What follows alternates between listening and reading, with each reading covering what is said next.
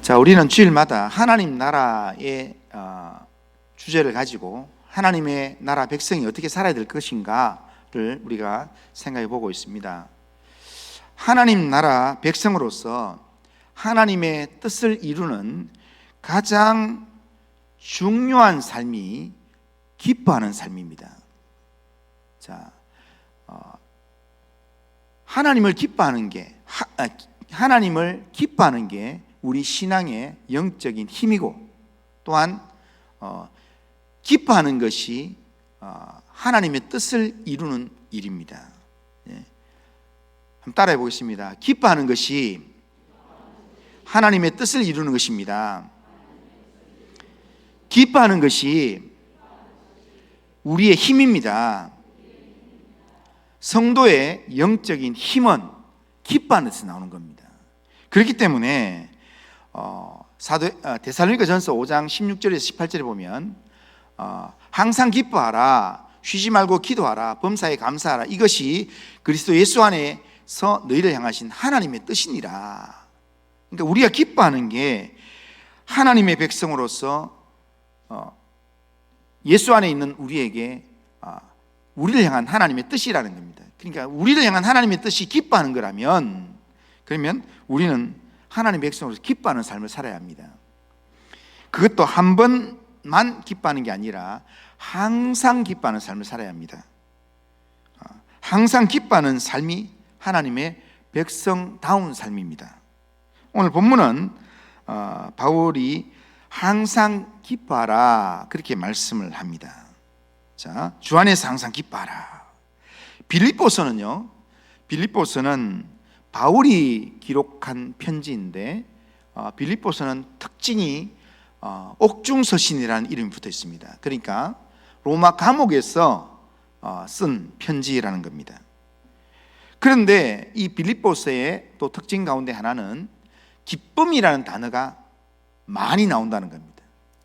기뻐하라는 단어도 많이 나오고 내가 기뻐한다라는 단어도 자주 등장하고 있습니다. 오늘 본문에서도 항상 기뻐하라, 주 안에서 항상 기뻐하라, 이렇게 바울이 명령하고 있습니다. 그런데 빌립보서를 써서 보내는 이 바울의 상황이나 또 이 편지를 받는 빌립보 교회의 상황을 생각해 보면 그렇게 기뻐할 만한 상황은 아닌 것 같습니다. 바울은 지금 로마 감옥에 구금되어 있습니다. 로마 시민의 자격으로 로마의 재판을 받기 위해서 거기 있지만 순교까지 각오해야만 되는 그런 상황이었습니다. 그리고 빌립보 교회도 어려운 박해 속에 지내는 상황이었습니다. 빌립보서 1장 28절에 보면 무슨 일에든지 대적하는 자들 때문에 두려워하지 아니하는 일을 듣고자 함이라, 그렇게 이야기합니다. 그러니까 지금 현재 빌립보 교회 성도들이 대적하는 자들 때문에 지금 어려움을 당하고 있는데 그것으로 두려워하지 않는다라는 것을 지금 바울이 지금 그 내용을 좀 듣고 싶다라는 내용입니다. 그러니까 빌립보 교인들을 대적하고 비판하는 자들이 지금 이 편지를 받는 상황 가운데 있었다라는 겁니다. 그런 상황임에도 불구하고 바울은 빌립보 교회 성도들 향해서 항상 기뻐해라 라고 명령을 하고 있습니다. 오늘 본문 4절을 보면 주 안에서 항상 기뻐하라, 내가 다시 말하노니 기뻐하라 라고 말씀합니다. 우리가 보통 편안하고 즐거울 때는 기뻐하라는 말은 누구나 할 수 있습니다. 좋은 일이 생기고 삶이 편안할 때는 기뻐하십시오, 기뻐하는 게 좋습니다, 웃으세요, 이렇게 이야기하는 게 좋습니다. 그런데 지금 고난 속에서 어려움을 당하고 있는 상황 가운데서, 나도 내 삶이 편치 않는 상황 가운데서 기뻐해라 그렇게 말하는 것, 그것도 항상 기뻐해라 라고 말하는 것은 아주 특별한 말입니다. 아무나 할 수 있는 말이 아니라는 겁니다. 그러면 바울이 고난 가운데 있는 빌립보 교회 성도들에게 어떻게 해서 항상 기뻐하라고 이렇게 말할 수 있을까요? 이렇게 기뻐하라고 말하는 이유가 뭐냐면, 앞서 말씀드린 대로 기뻐하는 것이 우리를 향한 하나님의 뜻이기 때문에, 기뻐하는 게 성도의 가장 중요한 삶이기 때문에 성령의 열매 중에서 우리가 사랑의 종교라고 하는 기독교의 이 사랑의 열매 다음으로 나오는 게 뭐냐면 희락입니다. 기쁨입니다. 그러니까 성령이 내 안에 내주하는 사람은 반드시 나타나야 될 열매가 뭐냐면 기쁨의 열매가 나타나야 된다는 겁니다. 신앙생활은 슬픈 표정이나 짓고 경건한 척 그렇게 아주 이렇게 침울한 표정을 쓰는 그런 게 기독교가 아니라는 겁니다. 그러니까 교회 와서 예배드리러 와서 뭔가 이렇게 밝은 얼굴 하면은 뭔가 이렇게 교만한 것 같고 이렇게 하나님 앞에 예배드리는 자세가 아닌 것 같고 그래서 뭔가 모르게 좀 경건한 분위기를 하고 좀 우울한 분위기를 해야만 하나님이 기뻐하실 거라고 생각하는 것, 그것은 착각입니다. 하나님은 우리의 우울한 얼굴을 좋아하시는 게 아니라 하나님은 우리의 웃는 얼굴을 좋아하십니다. 우리가 기뻐하는 것을 좋아하신다는 겁니다. 그래서 우리가 신앙생활 할 때 힘든 일을 당해도 하나님 때문에, 하나님의 구원 때문에 기뻐하는 것, 그것을 하나님은 우리에게 더 원하신다는 겁니다. 제가 이렇게 사역을 하다가 한번 힘들었던 적이 있습니다. 아주 힘들었던 적이 있습니다. 그래서 너무 힘들었는데, 그런데 그 다음날 제가 말씀을 묵상한 거기에 느헤미야 8장에 여호와를 기뻐하는 것이 너의 힘이니라, 그렇게 말씀하는 겁니다. 그래서 그 말씀을 붙들으라고 새벽에 저한테 말씀을 주시는 거예요. 그래서 어제 너무 힘들어서 이렇게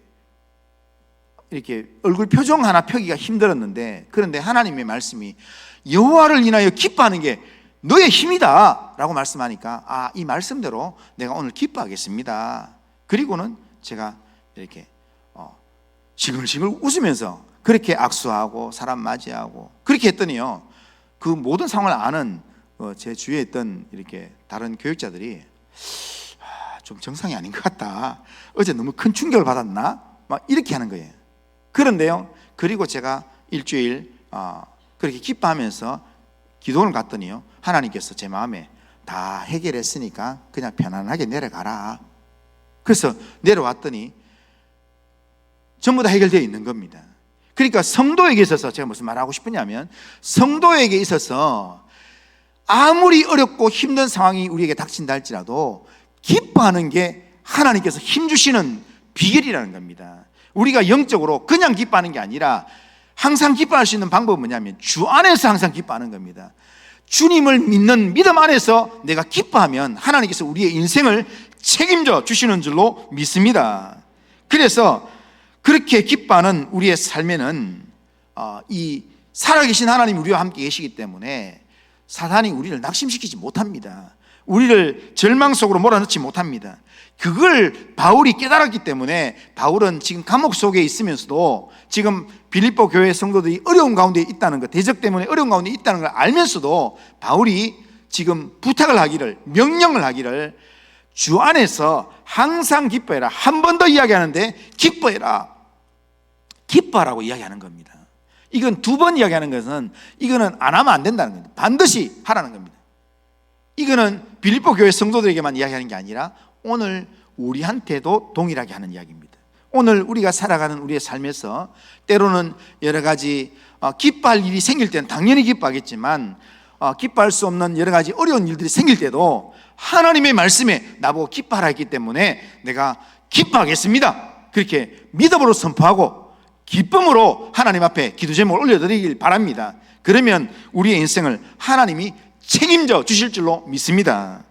바울은 앞서 제가 말씀드린 대로 데살로니가 전서 5장 16절 이하에 보면 이렇게 합니다. 항상 기뻐해라 라고 이야기하고 16절 18절에 보면 이것이 그리스도 예수 안에서 우리를 향하신 하나님의 뜻이니라 라고 말합니다. 우리를 향한 하나님의 뜻이 기뻐하는 것이면 하나님의 뜻을 이루기 위해서 우리는 기뻐해야 될 줄로 믿습니다. 한번 따라하겠습니다. 기뻐하는 것이 하나님의 뜻입니다. 이것을 꼭 붙드시길 바랍니다.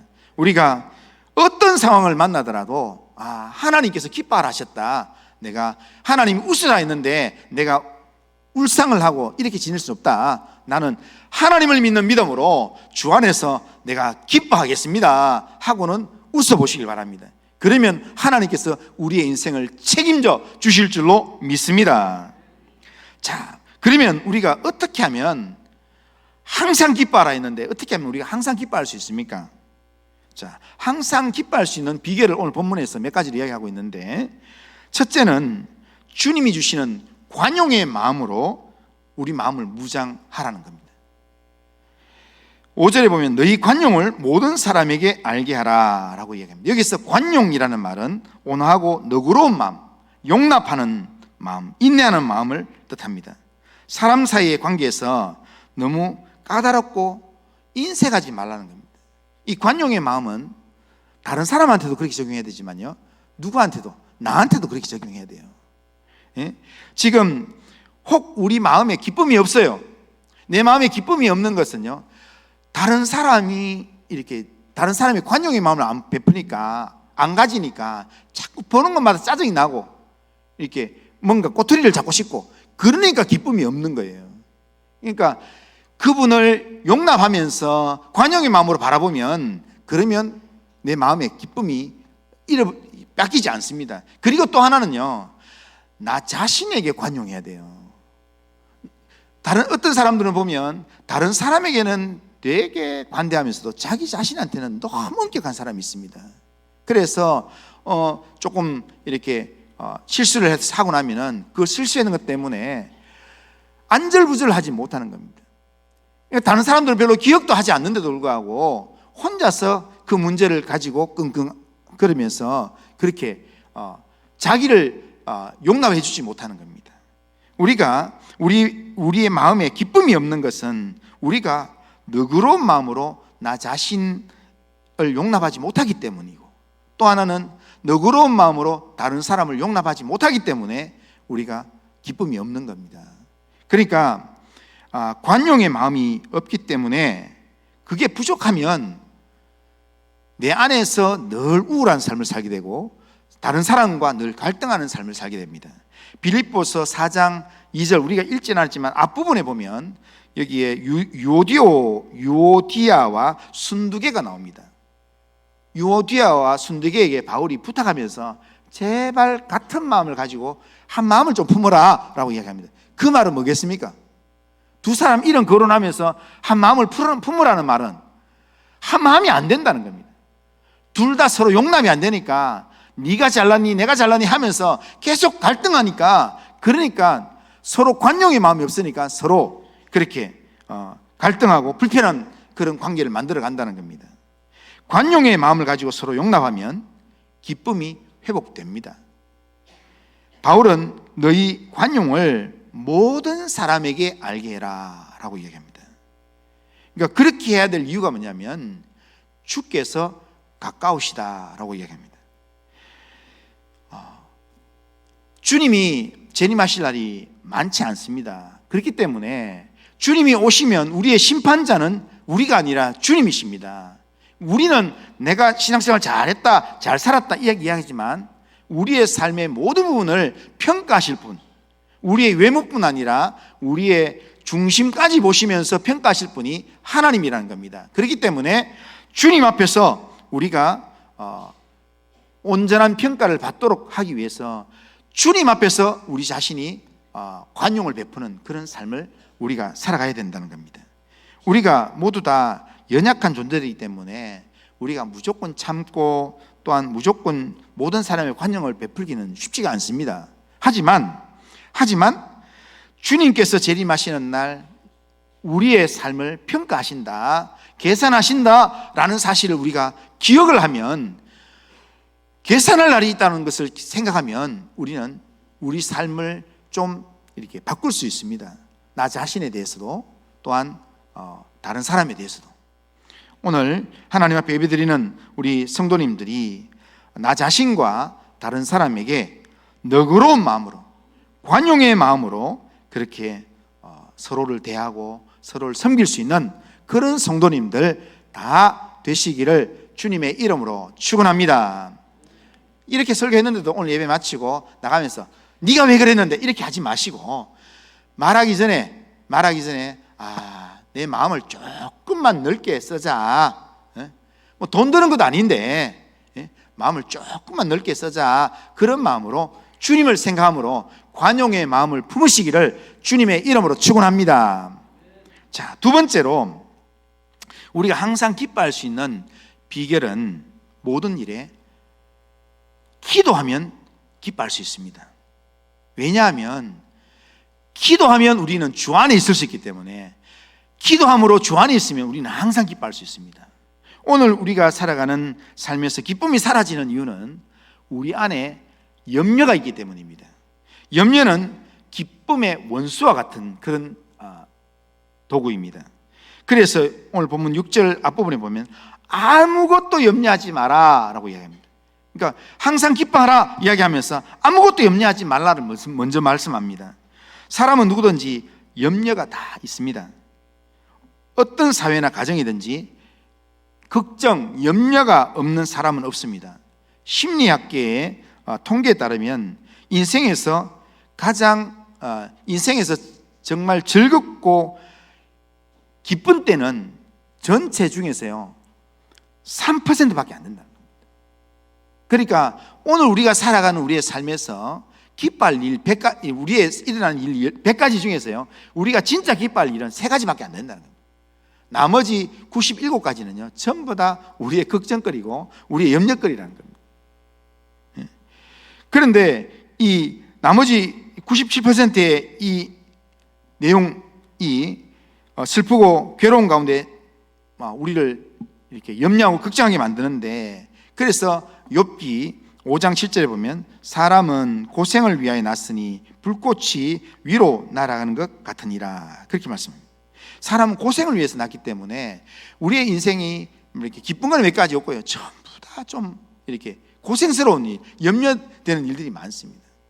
뭐 어느 가정에는 저 가정은 참 편안한 것 같다 하지만 그 가정에 들어가 보면요 다 문제가 있습니다.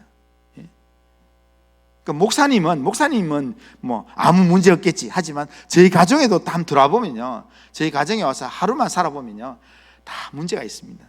걱정, 염려 다 있습니다. 그런데요 아프리카나 동남아시아, 남미 같은 어려운 나라들은 먹고 입는 것을 걱정합니다. 사람들이 의식주 문제로 걱정을 많이 합니다. 그런데요 의식주 문제가 다 해결되는 선진국에 가면 뭘 걱정하냐면 의식주 문제가 다 해결됐는데 걱정할 게 뭐 있나 하지만 건강 문제를 걱정합니다. 그리고 건강 문제 뭐 당뇨, 혈압, 비만 이런 거 하면은 그 다음에 삶의 편리성이라는 그 문제를 가지고 또 걱정합니다. 돈 많은 사람은 돈이 필요 없겠습니까? 아닙니다. 돈이 많은 사람도 더 많은 물질을 얻기 위해서 또 염려하고 걱정한다는 겁니다. 이런저런 걱정으로 현대인들이 정신적인 병을 많이 앓고 있습니다. 특별히 경제적으로 잘 사는 나라에 사는 사람들이 가난한 나라에 사는 사람들보다 훨씬 더 정신적인 질환이 많습니다. 왜냐하면 더 염려하는 게 더 많기 때문에, 더 복잡하기 때문에 그렇습니다. 자살률도 가난한 나라보다 잘 사는 나라가 훨씬 더 높습니다. 우리나라가 자살률이 세계 1위를 하잖아요. OECD 국가 중에서 1위를 하잖아요. 그만큼 우리나라가 지금 잘 살게 됐다는 겁니다. 그러니까 과거에는 이렇게 제 이야기를 절대로 하지 마라 이렇게 했는데, 제가 초등학교 다닐 때 집에서 도시락을 싸가면요 도시락에 쌀이 한 톨이 없었어요. 쌀이 한 톨 없이 전부 보리쌀만 있었어요. 그런데 그 도시락도 안 싸우는 사람이 있었어요. 안 싸우는 친구들이 있었습니다. 그만큼 생활 자체가 어려웠습니다. 마을에 이 학교 앞에 슈퍼가 있었지만 6년을 학교 다니는 동안에 단 한 번도 슈퍼 앞을 가본 적이 없습니다. 왜냐하면 용돈이 없었기 때문에. 그런데 오늘 어떻습니까? 오늘 우리 사회는 한 30년, 40년 전보다는 월등하게 잘 살게 되었습니다. 먹는 것 문제로 그렇게 고민하는 세상은 아닙니다. 지금은 어떻게 하면 좀 덜 먹을까? 어떻게 하면 잘 먹을까? 이런 거 고민하는 시대가 되었습니다. 그러면 그렇게 된 이런 상황 가운데서 우리가 마음의 고생 덜 합니까? 아닙니다. 훨씬 더 마음의 고민들이 더 많습니다. 자살률이 훨씬 더 높다는 겁니다. 아무튼 가난한 자나 부한 자나 누구를 막론하고 다 염려가 있습니다. 염려의 내용들은 다 다르겠지만 다 염려가 있다는 겁니다. 그런데 그 염려들 때문에 기쁨이 사라지기 시작한다는 겁니다. 그러므로 잠언 17장 22절에 보면 마음의 즐거움은 양약이라도 심령의 근심은 뼈를 마르게 하느니라, 그렇게 말씀합니다. 우리의 뼈를 마르게 하는 그런 염려가 우리의 삶 가운데 곳곳에 있습니다. 그러니까 이런 뼈를 마르게 하는 염려, 근심이 우리의 기쁨을 빼앗아간다는 겁니다. 우리가 분명히 알아야 될 것은 이 근심이나 염려, 이것은 신앙적으로 보면요, 하나님을 믿지 못하는 데서 오는 겁니다. 우리가 주님 안에 딱 머물러 있으면요, 염려할 게 별로 없습니다. 시냇가에 심은 나무가요, 시냇가에 뿌리를 딱 내리고 있는 나무가 지금 비가 좀 안 온다고 걱정하겠습니까? 시냇가에 심은 나무는 바깥의 날씨에 별로 신경 쓰지 않습니다. 왜냐하면 이미 뿌리를 깊이 내리고 있기 때문에. 우리가 주님 안에 우리가 들어와 있으면 더 이상 우리의 염려가 되지 않습니다. 그런데 우리가 염려하고 근심하고 걱정하는 이유는 뭐냐면 하나님을 믿지 못하는 데서 오는 내용들이라는 겁니다. 염려는 그래서 불신의 내용이라 할 수 있습니다. 간혹 기도하는 중에 치유의 역사가 일어납니다. 그런데 기도할 때 치유 역사가 일어날 때는요, 거기에는 꼭 믿음의 역사가 나타난다는 겁니다. 믿는 자에게 역사가 따라온다는 겁니다. 기도하는 사람도 믿음으로 기도하는 겁니다. 그리고 기도를 받는 사람도 내가 기도를 받으면 낫겠구나. 아까 우리 장로님 기도하신 대로 또 소경 바디메오가 예수님을 만나면 내 눈이 뜨여지겠구나 라는 생각에 다윗의 자손 예수여 나를 불쌍히 여기소서, 그러면서 믿고 주님께 나올 때, 그럴 때 내 믿음대로 될지어다, 주님께서 그렇게 역사하시는 겁니다. 그런데 불신하면 기적이 일어나지 않습니다. 저렇게 찾아가 봐야 일이 일어나겠나, 내가 기도 받아서 무슨 치유가 일어나겠나 라고 생각하면 아무 일도 일어나지 않습니다. 그래서 요한복음 14장 1절 말씀에, 자, 한번 따라하겠습니다. 너희는 마음에 근심하지 말라. 하나님을 믿으니 또 나를 믿으라. 우리 마음에 근심하는 건 우리 게 아니기 때문에 우리 마음에 있는 근심들을 다 버리고 하나님을 믿으라는 겁니다.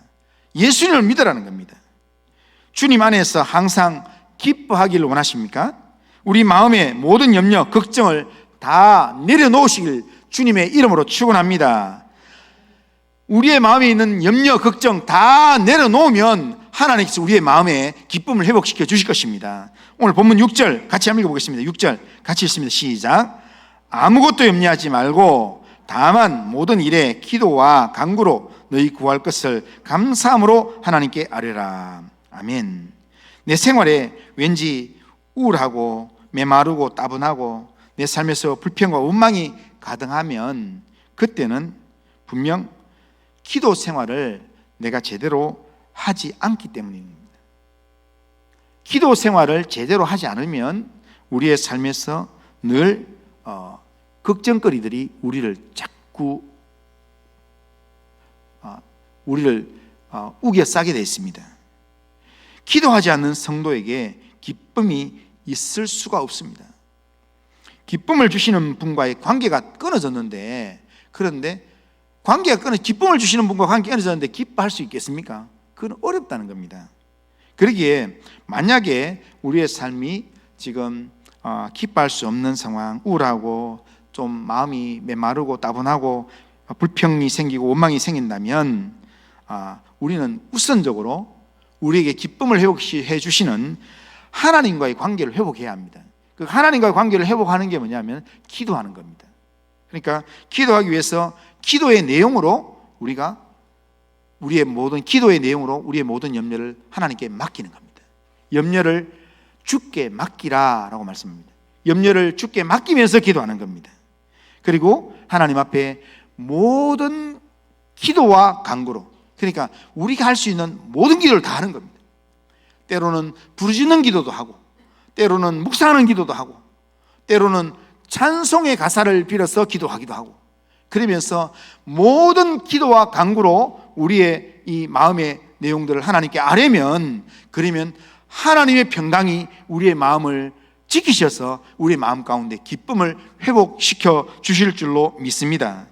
그러기에 우리는 우리에게 기쁨을 주시는 하나님과의 관계를 우리가 회복해야 되는데, 이게 필요하다면 미루지 마시고 내일부터 기도해야지 하지 마시고 지금 당장 기도해야 합니다. 지금 내가 있는 내 삶의 자리에서 하나님 앞에 주를 의지하는 마음으로 염려하는 모든 부분들을 내가 주께 맡깁니다 하고 맡기면서 하나님 앞에 기도를 시작하면 그때부터 하나님의 일은 시작될 줄로 믿습니다. 하나님의 이름을 부르며 기도하면 그 순간 하나님과의 관계는 회복될 것입니다. 하나님께서 우리의 심령과 우리의 가정, 우리의 삶의 일을 시작하실 것입니다. 정말 염려를 내려놓고 항상 하나님께 기도함으로 기뻐하는 신앙을 회복하는 성도님들 다 되시기를 주님의 이름으로 축원합니다. 자, 마지막으로 한 가지만 더 말씀드리면, 우리가 기뻐할 수 있는 비결은 우리가 기도를 하는데 기도하면 기뻐할 수 있습니다. 한데 기도를 하는데 감사함으로 기도하는 게, 그게 기쁨을 회복하는 비결입니다. 자, 6절을 다시 보면 자, 아무것도 염려하지 말고 다만 모든 일에 기도와 간구로 너희 구할 것을 어떻게 하라고요? 감사함으로 하나님께 아뢰라. 그리하면 하나님의 평강이 너희 마음과 생각을 지키신다라고 이야기합니다. 자, 감사함으로 기도하라고 우리에게 말씀합니다. 감사의 기도가 있을 때 기쁨이 회복되는 것입니다. 오늘 우리가 기뻐하는 게 하나님께서 원하시는 우리를 향한 뜻이라고 했는데, 우리가 자꾸 울라고 자꾸 생각해요. 뭔가 하나님 앞에서 이렇게 뭔가 울어야 은혜 받았다 생각하고, 울어야 눈물이 흘러야 그래야 하나님이 나를 긍휼히 여기실 거라 생각합니다. 그러나 우리가 어렵고 힘들 때, 우리 속이 답답할 때, 그때는 하나님 앞에 울어야 합니다. 하지만 하나님 앞에서 내가 다 울고 난 다음에는 우리가 웃을 수 있는 감사함으로 하나님 앞에 기도할 수 있어야 되는 겁니다. 우리의 기도의 마무리는 항상 감사한 마음으로 하나님 앞에 기도할 때, 감사가 내 입에서 터져나올 때, 감사의 기도가 내 입에서 터져나오기 시작할 때, 그때부터 내 심령에는 하나님 주시는 기쁨이 회복될 것입니다. 감사의 기도가 없는 사람, 감사의 기도를 할 줄 모르는 사람, 감사가 없는 사람은 세상에서 살아가면서 잘 되는 거는 전부 자기 탓이고 안 되는 거는 전부 하나님 탓이에요. 그래서 뭔가 몸이 건강하면 내가 몸 관리를 잘했고 운동을 열심히 했고, 내가 성공해서 돈을 잘 벌면 내가 노력을 많이 했고 내가 남들보다 더 수고했고, 뭐 이렇게 생각하고, 가정이 평안하면 내가 가정에서 이렇게 역할을 잘해서 그렇다라고 전부 자기 탓이라고 착각합니다. 그리고 조금 문제가 생기면 왜 하나님은 나한테 이렇게 하실 수 있습니까? 그러면서 하나님 탓을 돌린다는 겁니다. 어떻게 하나님이 이럴 수 있습니까? 이렇게 한다는 겁니다. 하나님 원망하면서 그런 마음으로 불평하다가 이 문제가 해결이 안 되면 나중에 교회를 떠나는 그런 생각까지 하게 된다는 겁니다. 그런데 잘된 것은 다 자기 탓이고 못된 것은 다 하나님 탓을 돌리는 것, 이게 감사가 없는 사람의 특징적인 모습입니다. 이런 사람은 로마서 1장 21절에 보면 이렇게 합니다. 하나님을 알되 하나님을 영화롭게도 아니하고 감사하지도 아니하고 오히려 그 생각이 허망해지며 미련한 마음이 어두워졌다. 미련한 마음으로 어두워지니까 하나님을 알지만 하나님 영화롭게도 안 하고 하나님께 감사하지 않는 겁니다. 감사하지 않는 그 삶이 결국에는 하나님 앞에 제대로 된 믿음의 삶을 살지 못하게 되는 겁니다. 그러니까 어떤 형편에서든지 감사하는 가운데 기뻐하는 사람, 그 사람이 진짜 구원받은 사람이에요. 구원의 은혜가 진짜 임한 사람은 감사하는 가운데 기뻐하는 삶을 산다는 겁니다. 가령 먹을 것이 없어서 고생해 본 사람이 음식에 대한 감사의 마음을 가집니다. 죽을 고비를 넘겨 살아난 분이 생명에 대한 감사를 가집니다. 병에 걸려서 고생해 본 분이 건강에 대한 감사를 가집니다. 그것처럼 하나님의 사랑을 느껴본 사람이, 그리스도의 사랑을 느껴본 사람이 하나님에 대한 감사가 끊이지 않는다는 겁니다. 그리고 주님이 나를 사랑하셔서 내 안에 계시고 내가 주님 안에 있다라는 사실을 확신하면 그 사람은 주 안에서 항상 기뻐하는 삶을 회복할 수 있다는 겁니다. 성령의 은혜를 받은 증거도 감사의 기도를 통해서 나타나게 됩니다. 감사 기도하는 사람을 보면 성령의 은혜를 많이 받았구나라는 것을 알 수 있습니다. 아무리 잘 믿는다고 떠들어도 하나님을 향하여서 감사의 기도가 나오지 않는다면 내 기도 속에 오로지 불평, 불만만 있고 다른 사람과의 이야기 속에서 늘 불평, 불만만 가득 차 있다면 그 사람은 절대로 잘 믿는 성도가 아닙니다. 은혜 받은 사람이 아니라는 겁니다. 유명한 주석가 매튜 헨리라는 박사가 어느 날 소매치기를 만나가지고 지갑을 잃어버렸어요. 그래서 지갑을 잃고 난 다음에, 그리고 난 다음에 처음에는 지갑 잃은 것 때문에 마음이 너무 힘들었는데 하나님 앞에 염려를 다 맡기고 감사함으로 기도하라 해가지고 이렇게 감사함으로 기도하는 중에 4가지 감사를 고백하면서 마무리를 지었대요. 그러니까 그 매튜 헨리 박사님이 이렇게 했던 4가지 기도가 뭐냐면요, 소매치기를 만나서 지갑 다 잃고 난 다음에 기도했던 그의 감사 기도가 뭐냐면, 첫째, 이때까지 지갑을 한 번도 잃지 않은 것에 감사했다, 그렇게 하고요. 두 번째, 지갑은 잃었지만 다른 것은 잃지 않은 것을 감사합니다. 세 번째, 도둑이 자기 몸을 해치지 않고 지갑만 가져간 것을 감사합니다. 그리고 마지막으로요, 자신이 도둑이 아니고 도둑 맞은 것이 감사하다. 그러면서 하나님 앞에 감사했다는 겁니다. 얼마나 좀 역발상적인 이런 감사의 고백입니까?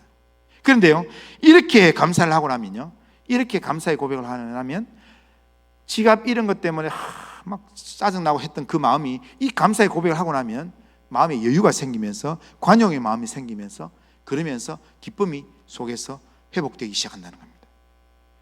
감사를 아는 그리스도인의 삶을 살아가야 합니다. 이렇게 감사함으로 기도하는 자에게 항상 기뻐하는 하늘의 은혜가 임하는 것입니다. 범사에 감사함으로 기도하는 우리 성도님들 다 되시기를 주님의 이름으로 축원합니다. 자, 다음 주일은 지나온 6개월을 돌아보면서 하나님께 감사하는 그런 맥주 감사절입니다. 우리는 하나님 앞에서 감사의 기도도 하고 감사의 고백이 있는 그런 삶을 살아야 합니다. 우리는 신앙생활 잘한다는 것은 다른 것으로 하는 게 아닙니다. 가장 기본은 뭐냐면 우리가 하나님 안에, 우리가 주님 안에, 그러면서 주님 안에 있는 그 믿음의 삶이 나타나야 될 내용이 우리의 감사의 고백이 하나님 앞에서 고백으로 나타나야 되고, 물질이 있는 곳에 내 마음이 있다고 했기 때문에 우리의 물질이 감사의 고백으로 나타나야 그게 진짜 하나님을 향한 그런 믿음의 고백이 있는 사람의 모습이라는 겁니다. 거기에 진짜 하나님 주시는 기쁨이 회복되는 겁니다. 오늘 우리의 교회 생활은 기쁨이 넘치는 생활이 되어야 합니다. 교회 생활하면서 우리는 웃는 생활이 되어야 합니다. 그런데 그냥 아무것도 없이 실 없이 그냥 웃는 게 아니라 주 안에서 우리가 주님의 말씀을 의지함으로 우리가 웃고 기뻐하는 삶을 살 수 있어야 합니다. 그게 성도의 능력이 될 줄로 믿습니다. 어떤 사단의 공격이 우리에게 다가온다 할지라도 우리가 하나님을 기뻐하는 그 믿음으로, 믿음의 고백으로, 감사함으로 우리가 하나님 앞에 기뻐하면 그게 영적인 무기가 되어서 사탄의 어떤 공격도 우리가 막아내면서 이겨낼 줄로 믿습니다. 그런 믿음의 삶을 우리가 회복하시고 또한 항상 기뻐하는 믿음의 삶을 살아가는 우리 성도님들 다 되시기를 주님의 이름으로 축원합니다. 자, 우리 길심문으로 같이 읽겠습니다. 자, 같이 읽습니다. 시작. 전능하신 하나님, 주 안에서 항상 기뻐하는 삶을 살아가기 위하여 모든 사람에게 주님이 주시는 관용의 마음으로 섬기며 살아가겠습니다. 우리의 기쁨을 앗아가는 어떤 염려라도 하나님께 다 맡기며 모든 일에 기도와 간구로 기도하는 믿음의 삶을 살아가겠습니다. 하나님 나라의 백성으로서 항상 기뻐하고 모든 일에 감사하는 믿음의 삶을 살아가게 하옵소서. 아멘. 이런 결심과 또한 기도 제목으로 하나님 앞에 살아가시기를 주님의 이름으로 축원합니다. 거룩하신 하나님 아버지, 오늘도 예배를 통해 말씀을 듣게 하신 하나님 감사합니다. 우리가 하나님 나라의 백성으로 이 세상을 살아갈 때 우리를 구원하신 하나님의 은혜를 생각함으로 항상 기뻐하는 삶을 살아가게 하시고 기뻐함으로 하나님의 뜻을 이루며 하나님의 백성다운 삶을 살아가도록 인도하여 주옵소서. 장차 우리에게 임하실 주님의 재림을 기다리며 모든 사람에게 관용을 베풀며 용납하는 삶을 살게 하시고 어떤 어려움과 염려 속에서도 하나님을 믿는 믿음으로 모든 염려를 하나님께 다 맡기며 모든 일에 기도와 간구로 하나님께 아뢰면서 감사함으로 하나님만 의지하는 믿음의 삶을 살 수 있도록 인도하여 주시옵소서. 하나님, 지나온 6개월을 돌아보면서 우리를 여기까지 인도하신 하나님의 은혜에 감사하는 믿음의 마음을 하나님 우리에게 허락해 주셨어.